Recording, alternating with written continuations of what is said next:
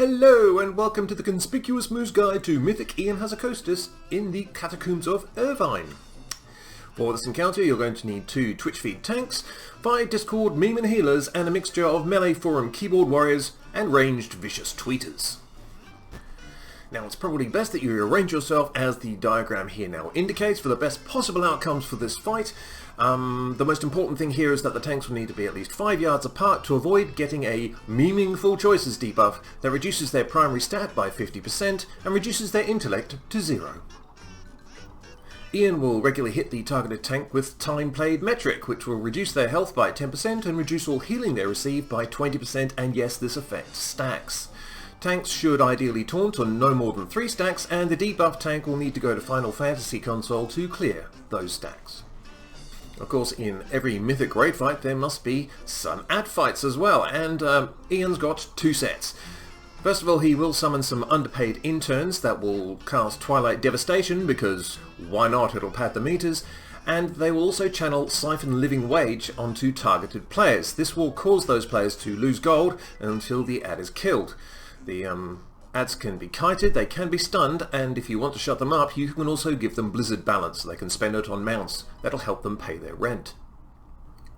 The second ad Ian will call will be the Overwhelmed Devs, and they will do a spinning attack called Nerfbat.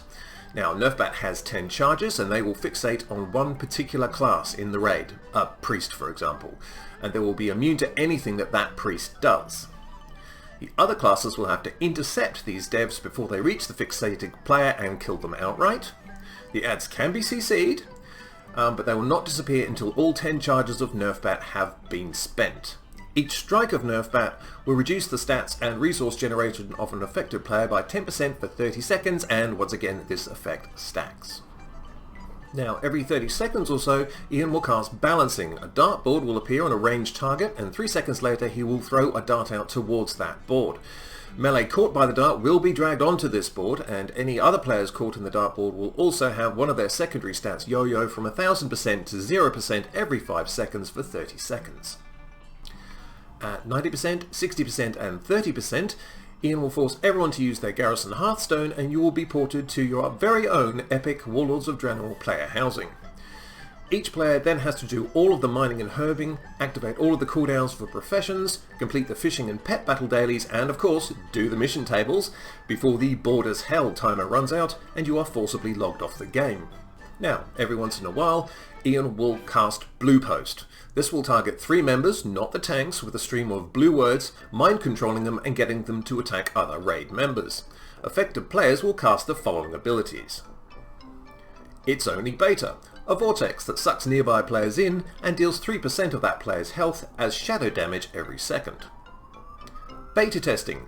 This channels a beam that breaks all of the target player's ability, but it can be interrupted. Just Play Something Else then. At 20%, the mind control player will be stunned for a short time and then cast a dismissive shout. Anyone caught within the shout range will have their subscription cancelled.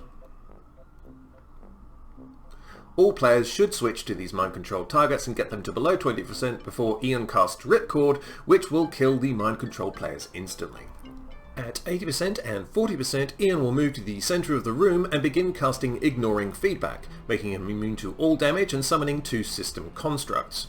Now, you're going to have to take these apart from each other because of the meaningful choices problem, and they will also have their own Azerite armour sets. So the 4 Azerite traits that they will be having are the Apothecary's Concoctions, the Filthy Transfusion, the Thunderous Blast, and finally the Unstable Catalyst. For that last one you are going to have to kite these constructs around the room, but you know, Ian just didn't want to leave you without a little reminder of how good these traits were in BFA.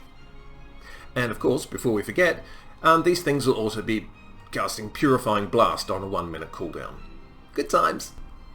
But finally, once you've worked through all of these different systems and Ian is almost defeated at 10%, he will cast Mad Rush to launch.